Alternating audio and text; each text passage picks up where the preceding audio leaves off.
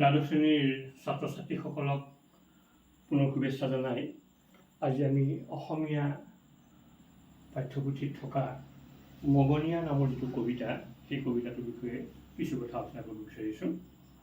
মগনীয়া কবিতাটো হৈছে যতীন্দ্ৰনাথ দুৱৰাদেৱৰ ৰচিত এটা কথা কবিতা। কথা কবিতা সম্পৰ্কে হয়তো আমাৰ ছাত্ৰ ছাত্ৰীসকলৰ ইমান অধিক জ্ঞান সকলো নাথাকিবও পাৰে। থুলমূলকৈ কথা কবিতাৰ বিষয়ে যদি আমি ক'বলৈ যাওঁ তেতিয়াহ'লে 19 শতিকাৰ কথা কবিতা হৈছে এটা উল্লেখযোগ্য সৃষ্টি। এই সম্পৰ্কত ডক্টৰ বাণীকান্ত কাকতি ছাৰে কৈছে যে কথা অৰ্থাৎ গদ্যত লিখা কবিতাৰ যিটো শৈলী, এই শৈলীটো সাধাৰণতে কোনো ভাষাতে পোৱা নাযায়। ইংৰাজীটো ই বিৰল বুলি তেখেতে উল্লেখ কৰিছে।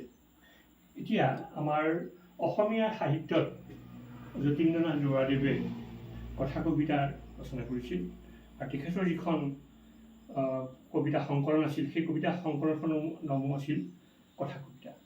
অৰ্থাৎ কথা কবিতা নামৰ সংকলনখনিত উল্লেখ থকা যিবিলাক কবিতা সেই কবিতাবিলাকৰ যিটো লিখাৰ শৈলীটো আছিল গদ্য আকাৰৰ আৰু তাৰ যোগেদি এটা নিৰ্দিষ্ট ভাৱ প্ৰকাশ কৰি পাঠকৰ মনত এটা বিশেষ ধৰণৰ এটা খৰাং জনাব পাৰিছিল।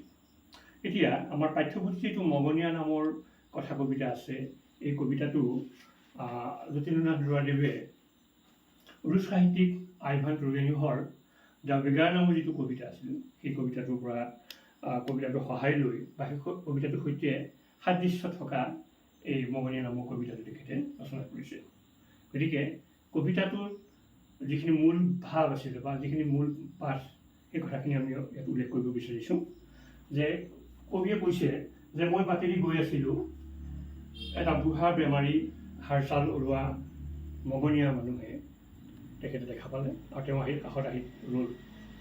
মানুহজনক দেখি তেখেতৰ মনত যথেষ্ট দুখ লাগিছিল যে তেওঁ চকুৰ আগত যি দৰিদ্ৰতাৰ যি জ্বলন্ত দৃশ্য সেই দৃশ্য দেখি কবিয়ে কিছু সময় তবল মাৰিছে। তেওঁ নিজে অনুভৱ কৰিছে যে এনেকৈও মানুহ জীয়াই থাকেনে, অৰ্থাৎ হাড় ছাল ওলোৱা, চকুকেইটা ৰঙা আৰু তেওঁ দুখন হাত কঁপি থকা দুখন হাত, আৰু সেই কঁপি থকা হাত দুখনেই মগনীয়াজনে লাহেকৈ সেই কবিৰ সন্মুখলৈ আগবঢ়াই দিছে কিবা এটা বিচৰাৰ আশাত, কিবা এটা পোৱাৰ আশাত। কিন্তু দুৰ্ভাগ্যবশতঃ সেইদিনা কবিয়ে কৈছে যে কবিৰ হাতত সেইদিনা তেওঁ জেপত হাত ভৰাই চালে, তেওঁ জেপত ফুটা কৰি এটাও নাই, আনকি তেওঁ জেপত সেইদিনা ৰুমাল এখনো অহা নাছিল। সেয়েহে তেওঁ সেই মগনীয়াজনৰ ফালে চাই তেখেতে কৈছে যে ককাই, মোক তুমি বেয়া নাপাবা, আজি মই তোমাক দিবলৈ একোৱেই নাই। আৰু এই কথাষাৰ কওঁতে মগনীয়াজনৰ সেই কঁপি থকা হাত দুখনত কবিয়ে দুখন হাতে সাৱটি ধৰিছিল আৰু দুখন হাতে সাৱটি ধৰি সেই মগনীয়াজনক তেওঁ এনেদৰে কৈছিল। তেতিয়া সেই মগনীয়াজনে কি কৈছিল, যে মগনীয়াজনে ক'লে যে তাতে কি হ'ল, একো নাই, সেইটোৰ কাৰণে তুমি একো চিন্তা নকৰিবা, তুমি মোক বহুত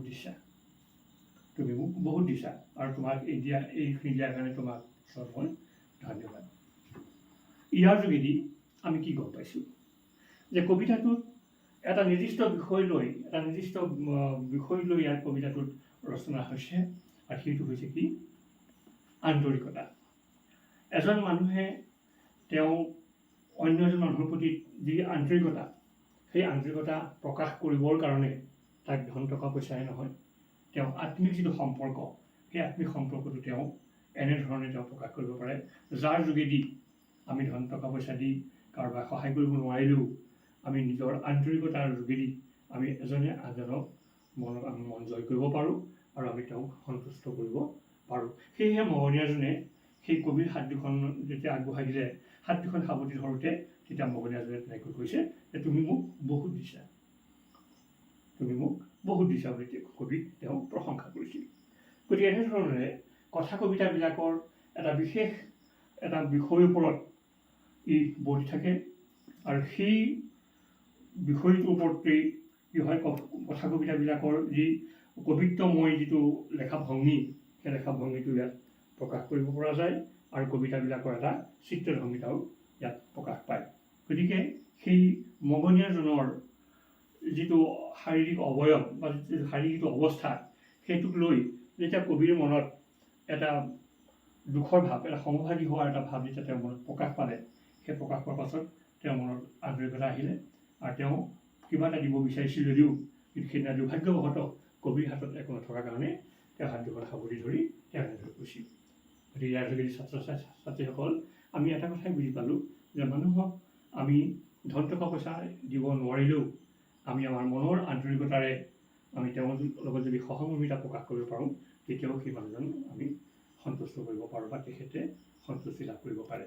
গতিকে যতীন্দ্ৰনাথ দুৱৰাদেৱৰ এই মগনীয়া নামৰ কবিতাটোত এই কথাটোকেই প্ৰধানকৈ উদীয়মান হৈছে। গতিকে থুলমূলকৈ কথাখিনি ইমানেই।